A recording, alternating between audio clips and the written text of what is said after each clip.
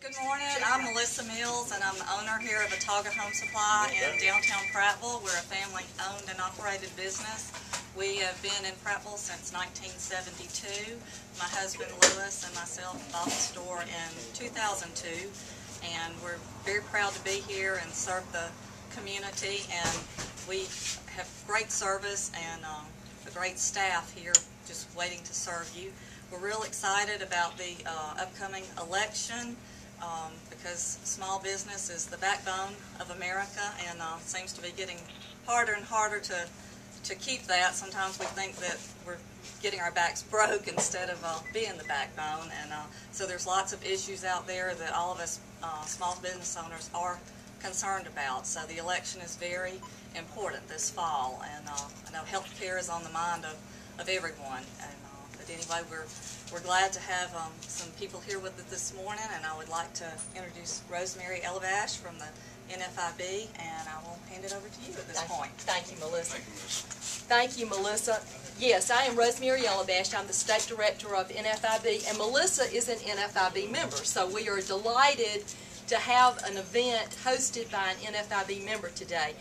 I am so glad to stand before you today and announce NFIB's endorsement of Bryan Taylor for Senate District 30.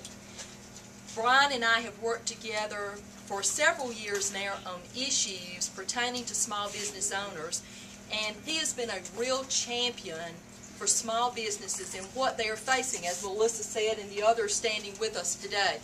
Many issues small business owners face, from taxes, regulations, onerous types of things that really affects their bottom line every single day, from the federal level down to the state level. We believe in Bryan Taylor. We believe that Bryan Taylor is the man to help small business owners really make a difference on their bottom line, regardless of whether it's a rule with the Department of Revenue, whether it's with a law with the Department of Industrial Relations, whatever those issues that affect small business owners, we believe that Bryan Taylor is the man to elect to Senate District 30. So it gives me great pleasure to announce our endorsement today. And Bryan, we look forward to working with you. Thank you, Rosemary. Thank you. Thank you, Rosemary, and thank you, Melissa, for inviting us here today to make this important announcement. Melissa runs a hardware store here that has been here a long time. She and her husband bought it 8 years ago. 8 years ago. And I asked Melissa this morning, how do you compete in today's market? And she said, we focus on service. She's gone from 4 employees initially to 2 full-time employees in the current economic environment. And so that just shows you how important small businesses are to the economic turnaround. We have got to make sure that small businesses are able to continue to be profitable, because if small business owners like Melissa and the others that stand here behind me today, if small business owners are profitable, then that means they can create jobs and get Alabama back to work. Over 90% of the employees in this country work for small businesses.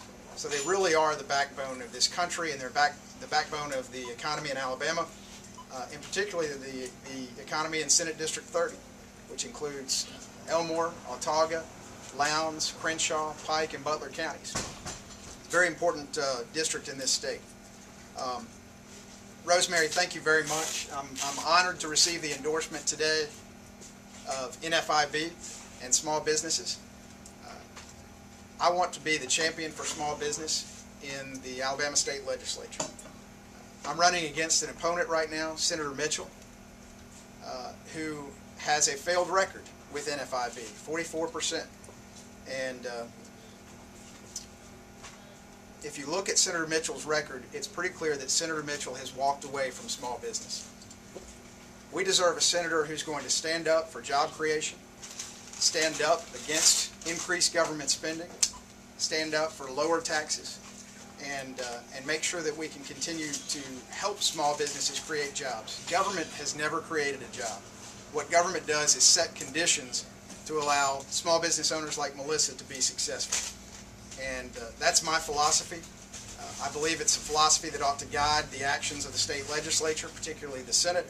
And I think this year, with the support of NFIB and other business organizations, we will be successful in turning this economy around and putting in place policies that lead to more jobs and good-paying jobs for Alabamians.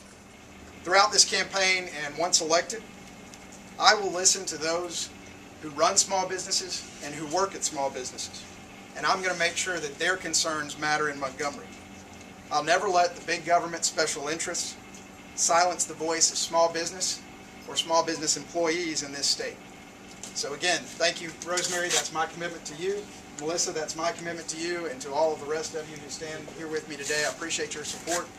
Would anybody else like to say anything? We also have Phyllis Kennedy, former Director of the Department of Industrial Relations here. Would you like to say anything? Well, I just would say that the things that you have said are extremely important about the burdens that are put on small business, and there's nothing more important than to provide an environment where small business people can depend on what the government is going to do to them, not just right now, but next year and the year after. A stable environment that they know that they can depend on so that they can plan. I think that's just a crucial point. Thank you, Phyllis. I couldn't agree more. We're at a real crossroads in this election. And there are two philosophies. One philosophy says that more government spending is the answer. And we've already got Democrats in Washington, D.C., President Barack Obama talking about a second stimulus package. We have career politicians in the Alabama legislature who seem to think that more and more government spending is the answer. I believe the answer is to cut wasteful government spending and to lower taxes, to streamline